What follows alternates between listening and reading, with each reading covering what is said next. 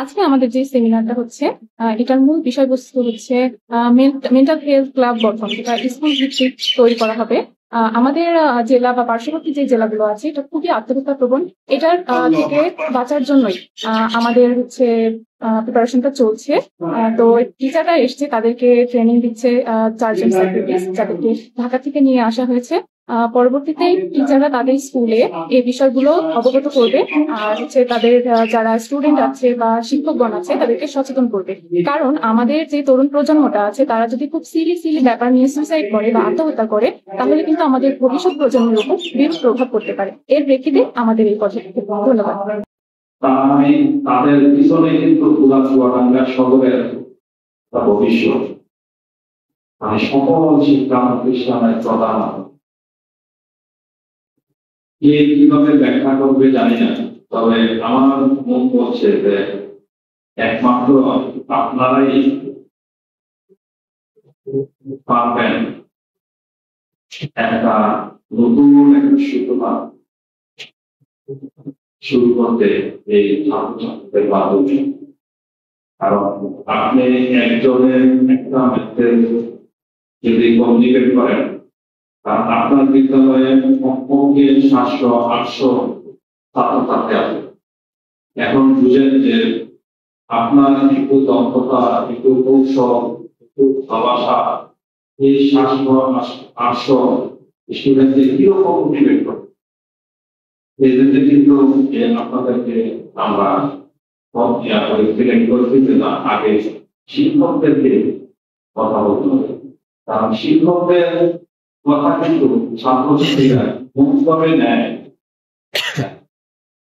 এটাই মনে হয় এটাই সুতরাং এই জন্য আপনাদের মাধ্যমে আমরা শুরু করতে হবে। এবং বিষয়টা গুরুত্ব যে কতটুকু এটা আমি ব্যাখ্যা করার দরকার নাই, আপনারা ভালো করে বোঝেন যে মেন্টাল হেলথ আপনার যদিও আমি এই বিষয়ে বিশেষজ্ঞ না, কিন্তু তো যদি মাঝে মধ্যে মনটা আরো খারাপ হয়, কারণ দুইটা সিচুয়েশন ফেস করে, একটা মনটা ভালো লাগতেছে আর মনটা খারাপ লাগতেছে, তাই না? তো মনটা যখন ভালো লাগে তখন দেখতে সবকিছুই ভালো লাগে, সবকিছুই ভালো লাগে।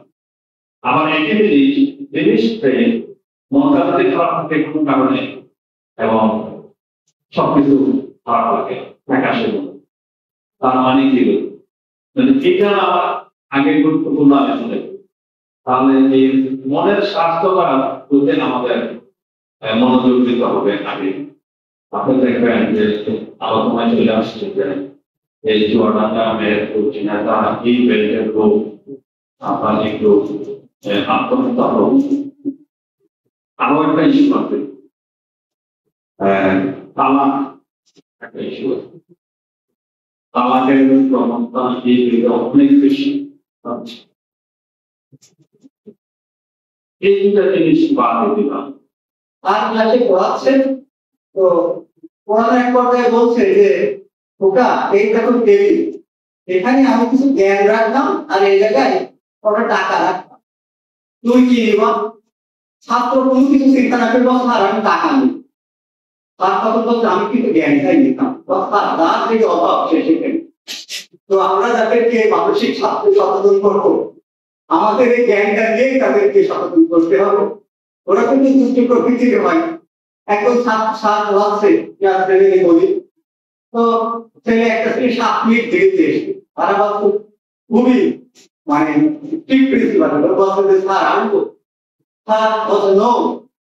ও একটু দূরে দাঁড়িয়ে আছে চুপ করে, 3 মিনিট পরে আবার কোনো কিছু না বলেও ক্লাসে এসে বসে কথা হয়েছে আমি তোমাকে আসতে নিষেধ করলাম, তুমি আসলে কেন বস্তা গতকাল জানি বলতে পড়াতে বলিস কেন মাইনাসে ক্লাস হয়, আজকে আপনি ডবল নো বলেছেন এটা দিয়েছি। তো এই জন্য বলছিলাম যে মানসিক স্বাস্থ্যের উৎকর্ষ বৃদ্ধির জন্য এই প্রচেষ্টাটা খুবই জরুরি।